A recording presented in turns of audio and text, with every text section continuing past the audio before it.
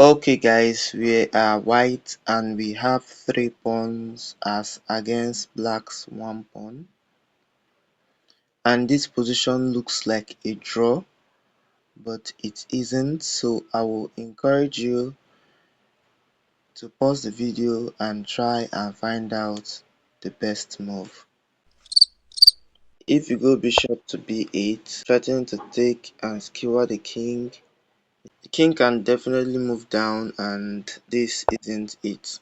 If you play a move like bishop to g3, you can simply take and the king continually guides your king.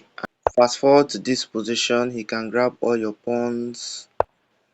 This is a draw. So the move like bishop to g3 doesn't work, and bishop to e3 doesn't work as it still leads to the same variation I showed you earlier. Even a move like bishop to h2 doesn't work as it still leads to the same variation shown earlier. So here the idea in the position is actually to go bishop to c7. You can actually threaten to skewer the king, but that is not the idea. I will show you in a bit. The king comes here as if he moves any other place can actually lose his bishop. So here we'll play bishop to b6. If he takes, then we can take back and we will definitely promote. So he can't take back, he can play something like this as it loses on the spot, and he can still move out his king as he loses the bishop. So black comes up with a really creative idea, bishop to f2. Here we play this waiting move and he comes up again. We come closer with our king, threatening to capture his bishop on f2. He must move it up and we'll play the waiting move again. You can see the technique we're actually using to convert this position. And here we can't play a move like king to d2 as this is losing on the spot. This, and he loses his bishop. If he decides to take at this moment, the variation we discussed earlier, and white promotes one of his pawns. So this king to d2 move loses actually for black on the spot. He must come up with his king and we continue the technique. He pushes his bishop up. We guide the king and the technique continues. Here we move our king one step closer and he moves his bishop up. We continue the technique and look at how black is running out of squares he can go to. He plays king to b4 and we continue to limit the squares the king can actually go to. Here if he takes the same variation as before, if black takes the pawn, be careful not to capture his bishop with your own bishop as this is a draw. But a move like king to c5 and black is actually losing as we can promote, and this takes doesn't do much as we have a passer.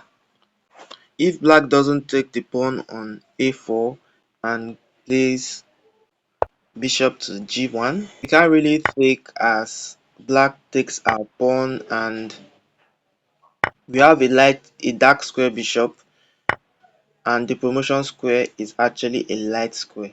So this is actually a draw. So if a move like g1 is played, we simply move our king up and takes. Now we can take, because if this take happens, we are in time to defend our pawn. So black plays, bishop to f8. You can come up and pick up white's pawn. He can still take because then we have a passer.